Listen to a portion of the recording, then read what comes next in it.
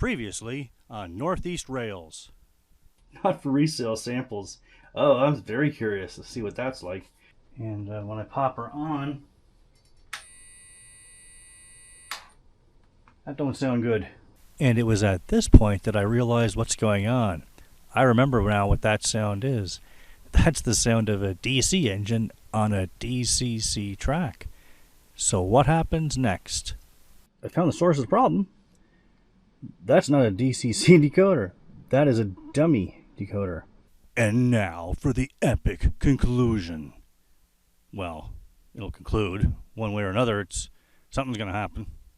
Okay, so where we left off, we had some issues here with the DC instead of DCC. And I already have the cover off of this. Because if you remember from the last episode, we figured out this issue. So I'm going to replace that with a Digitrax. I'm going to start with the B unit instead of the A unit just to test this, because this is not the one that they recommend from Rapido. So there may be some minor issues. Not too worried about it. Like, get this going at some point. You know, I'm sure it's going to work. It's just a matter of, well, hopefully, this is my first time trying this, obviously, but there's a matter of maybe remapping some functions, stuff like that, and we're just winging it, right? We're just going to play it by ear and see what happens here. So hopefully this is as dead simple as I'm hoping that it will be. You know, maybe not. I haven't done this yet, but it looks like I should just be able to pop this very gently. Oh man, hate when stuff like that happens. Okay, just put that down, and then we'll get this lined up. And my eyesight is not great, so I'm going to need this thingy.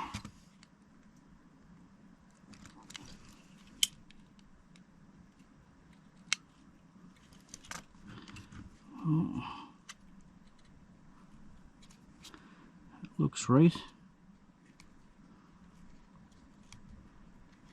I'll wiggle it down. Okay, well, let's take that to the whoops. Take that to the track, and well, we'll see what happens. We'll pop her on there and start it up and see what happens. Okay, well, we're zoomed in pretty much as far as we can go here, and here is the B unit with the with the new decoder in it. So you're seeing this for the first time, the same as I am. I'm powering this on for the very first time, and I don't know what's going to happen. So we have power. We'll go to locomotive 3. Enter. Why is the direction wrong? Okay, and we'll try starting sound, F8. Nothing happens. What if we move forward?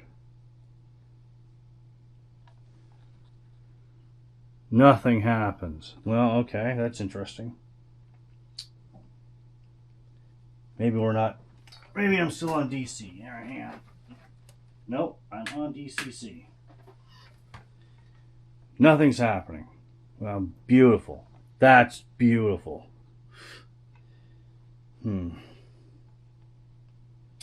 I don't know.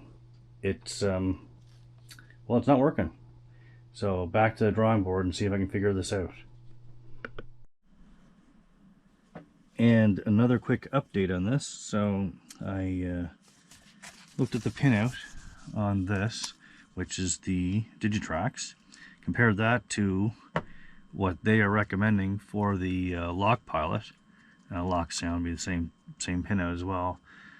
and it's identical. So it just doesn't make sense. I just don't get it. Why would this not work, but that would? Like, I can see function remappings and stuff like that, but even that, like the function, electrically, it's identical.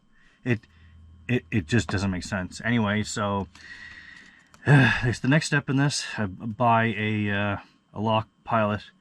I think it was a 59629 was one of the ones that they recommended. It's like 30 or 40 bucks. Try that and see what happens. If that works and this doesn't, I'll really be confused, because it just doesn't make sense. And then if that does work for whatever reason, I'll just hold on to these. You can ever end up with like these are a fit for Athearn Genesis 21 pin DCC ready. So, you know, ever get one of them in the future or something, at least I'll have 2 decoders ready to go for them.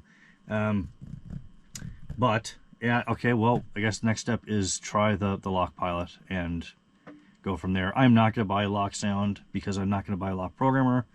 And then you're getting just like hundreds of dollars just to get this. Like, it just doesn't, you're getting past the point of diminishing returns on this. But at this point, this is becoming a quest. This isn't a matter of just getting it running. I'm on a quest now to get it running, regardless of the cost of it, because this is, my blood is burning at this point. It's boiling. So I am going to get these working in DCC, come hell or high water. Next. So upon closer inspection of these, haven't been familiar with the 21 pin decoders before. Upon closer inspection with this does not say this in the Digitrax manual, but in the lock sound manual, it shows the description of putting it sometimes in this way, sometimes in this way. And I didn't realize I could do this, but I don't know, the camera's probably not going to see this with the light, but the holes for this go all the way through. So instead of trying it this way and it didn't work, this way it didn't work, the lock sound or lock pilot manual shows the difference of pins up or pins up or pins down. I may be able to do it like this and see what happens. Let's try that. This is new to me. I've never used 21 pin decoders before, so you know, what's the worst? Well, I guess the worst that can happen is everything just kind of blows up and goes wrong. All right, well, let's try that. Put that in there and take that to the track, and we'll see what happens. Okay, so here we are trying again with this decoder actually upside down. Let's see what happens. All right. We are on 3. Oh.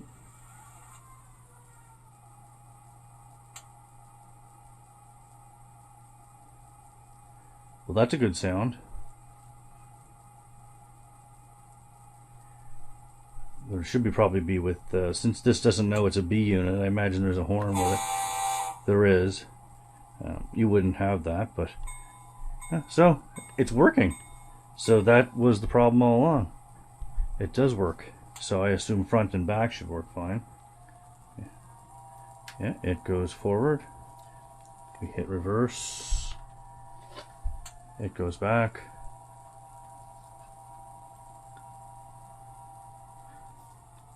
Cool. So it is working. And there's apparently a light on the front of that B unit. I'm not really sure why. Let's have I'm gonna bring the camera down and have a look at it a second. Let's pop it off the tripod. Yeah, so there is a light. I assume that will go off if I hit function 0. It does. Huh. It's also possibly the back. No, there's an arrow saying front. So, oh well, it looks great. Works. So now I'm going to try the one in the A unit and see where that goes next. See if function 8 turns sound off. It mutes. Okay. Good enough though. I'm happy. Okay, now here's the A unit. Let's try this one. Technically, it should be the same. See what happens. Okay. Let's turn the sound on. We have some lights in front, I see. Looks like class lights are already on. Turn sound up.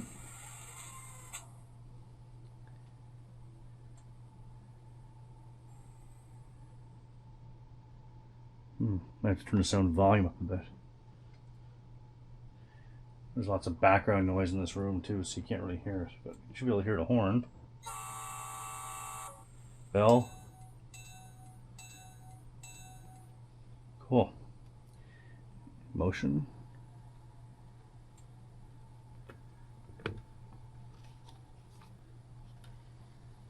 Quick stop. Seems to be working. Ah, that's great. Well, I'm going to get that shell on there, and we'll shut some of the background noises off in this room, and we'll give her a good run. All right, well, we got her going, so let's back her up.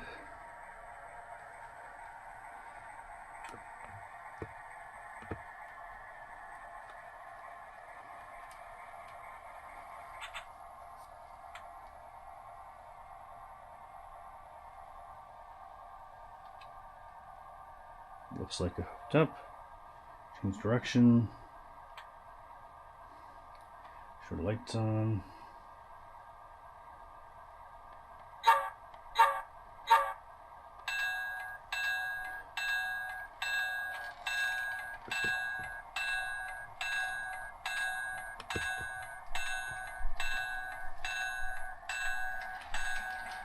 Bit of a holiday train going here.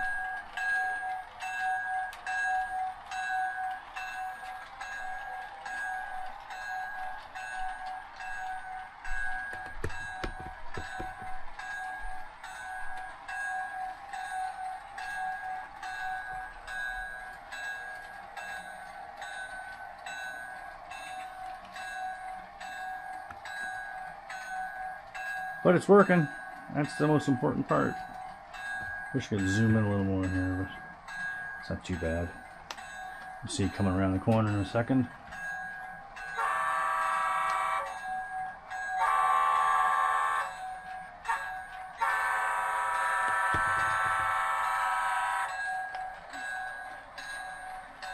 You see class lights hopefully on the camera. I don't know if it picks it up or not. I'll pop it off the tripod in a second and drop her down there and have a quick look at it.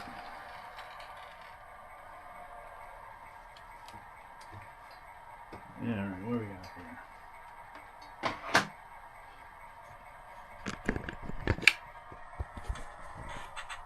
Looks good. Got number boards on and off. Try to remember what the functions are on this now. Of course, I didn't write any of this stuff down.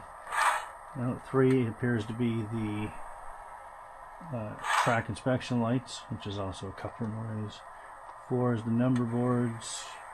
0, of course, is still the headlight. Was 3 the class? No, that's that. 6, no. Oh, 6 is causing something else to flash. Oh, 5 is the marker lights there. Right? Cool. And 8 is just mute. I was hoping it would have a shutdown sound, but apparently not. But looks good. Thanks for watching.